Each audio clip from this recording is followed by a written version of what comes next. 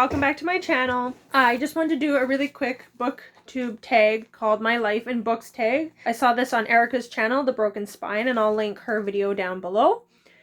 But I just want to do a quick video, and I promise it will not be 20 minutes long, and I'll try not to talk so much. So I'm going to dive right into the book tag. Find a book for each of your initials. So, of course, I've already gone and found all the books, or this would be very long. So, I found them, but I didn't put them in order. I just wanted to start reading right away. So my first name is Becky.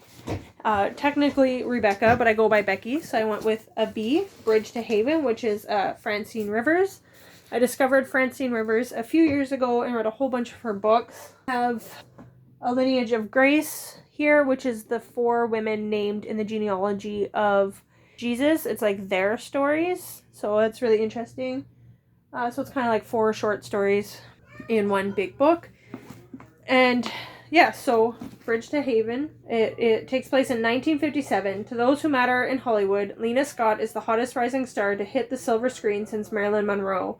Few know her real name is Abra. Even fewer know the price she's paid to finally feel like she's somebody. To Pastor Ezekiel Freeman, Abra will always be the little girl who stole his heart the night he found her, a wailing newborn abandoned under the bridge on the outskirts of Haven. Zeke and his son Joshua, Abra's closest friends, watch her grow into an exotic beauty, but Zeke knows the circumstances surrounding Abra's birth have etched scars deep in her heart, scars that leave her vulnerable to a fast-talking charmer who lures her to Tinseltown. Hollywood feels like a million miles from Haven, and naive Abra quickly learns what's expected of an ambitious girl with stars in her eyes. She discovers too late that fame comes at a devastating price. She's burned every bridge to get exactly what she thought she wanted. Now all she wants is a way back home. So, I read this a couple of years ago, I think 2016 now. So, copyright 2014, so I think I read it in 2016. But, I really like Francine Rivers and her stories. Yeah. B for Becky. My middle name is Michelle.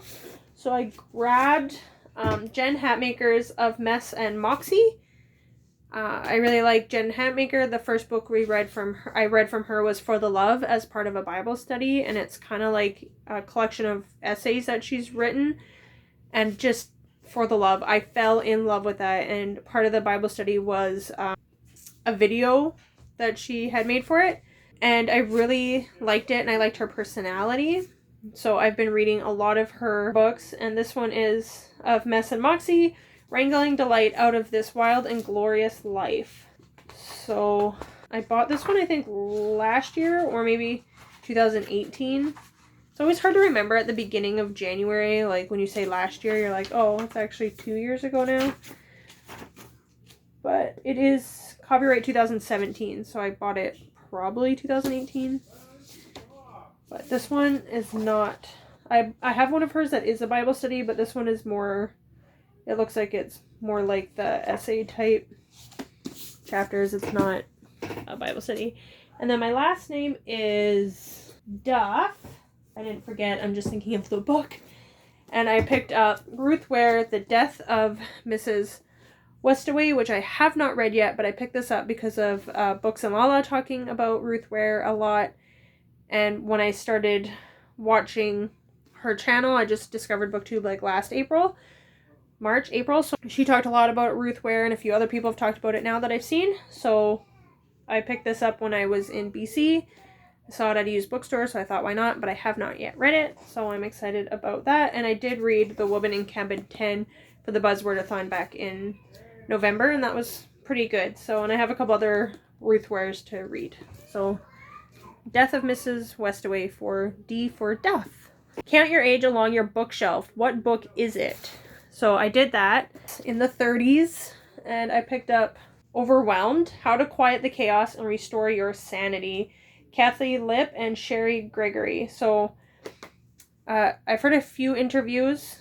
I listened to a podcast called Debbie Chavez, and she interviews authors, and she's talked to Kathy Lipp a few times, and I really like her, and she's funny, and just Overwhelmed, How to Quiet the Chaos and Restore Your Sanity. And I have 3 kids. I feel like I live in chaos constantly.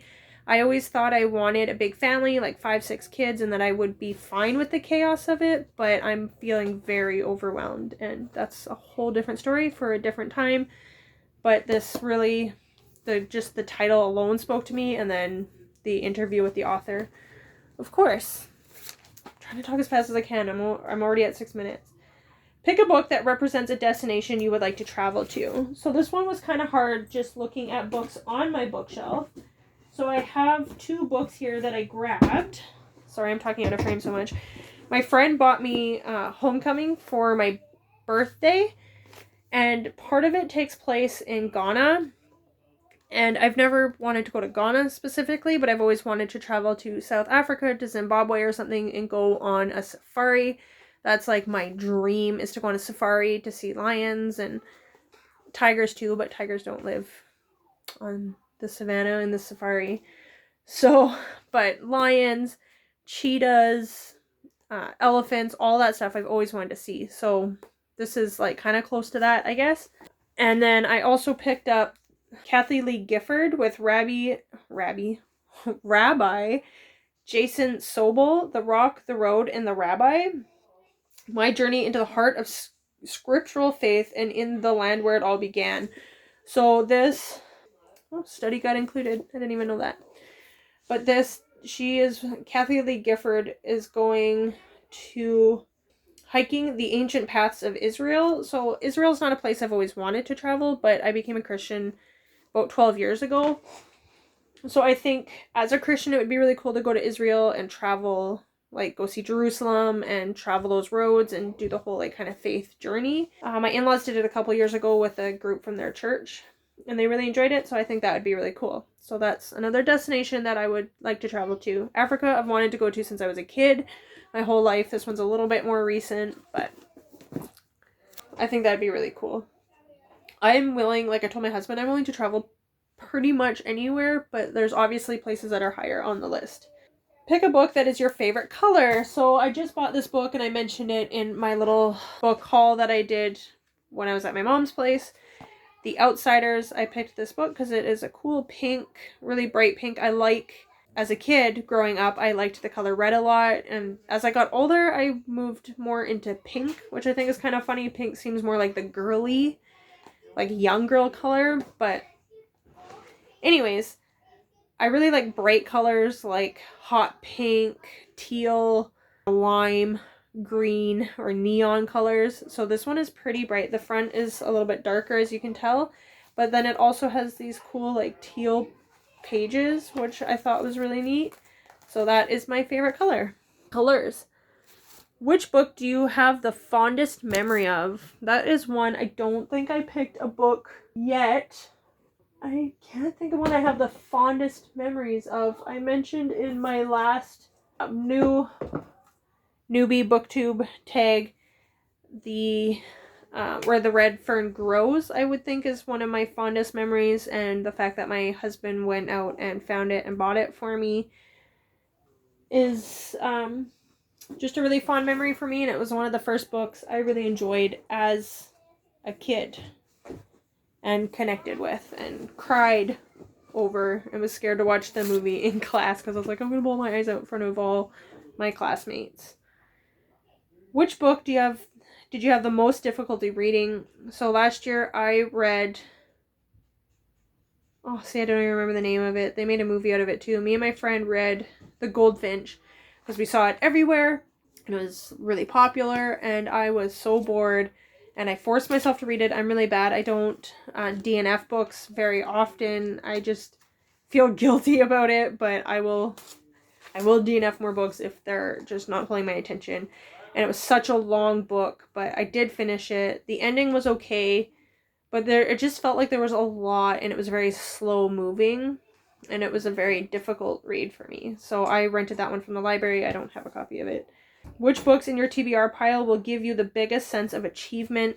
This one was a little bit harder, again, for me to pick just one. My mom lives in an apartment building, and so you use the coin laundry down the hallway. She's like 3 apartments down from the laundry room, and sometimes they have books there for free that you can just pick up, and I found The Imitation of Christ. It's very, very old, and I picked that up. 4 years ago, so I haven't read that one yet, so I would be really happy to take that off my TBR. I also have John Bunyan, The Pilgrim's Progress. I just finished reading and watching Little Women in December, and they talk about this book and doing like their own Pilgrim's Progress and stuff. And this has been on my list for a long time. I just picked this up recently, well, maybe last year. And so it's been on my list for a long time, though. I've been trying to read more classic books. So that one I would feel accomplished reading this. And then a more modern book, I guess, also a Christian book by Dr. Larry Crabb, is Inside Out. Real change is possible if you're willing to start from the inside out. And someone really suggested this if you want to connect with God and just go deeper. So this, I must have bought, like, again, I think I was pregnant with my child who's now 4. So I bought it about 5 years ago. So knocking this off my list, and the reason why I haven't is because it's one of those books that it's not just sit down and read and whatever and just enjoy the story. It's like one of those hardcore, your real change is possible if you're willing to work at it, right? So it's one of those books that you really have to be invested in. So I haven't done that yet either. And it also includes a 12 lesson study guide, so that's cool.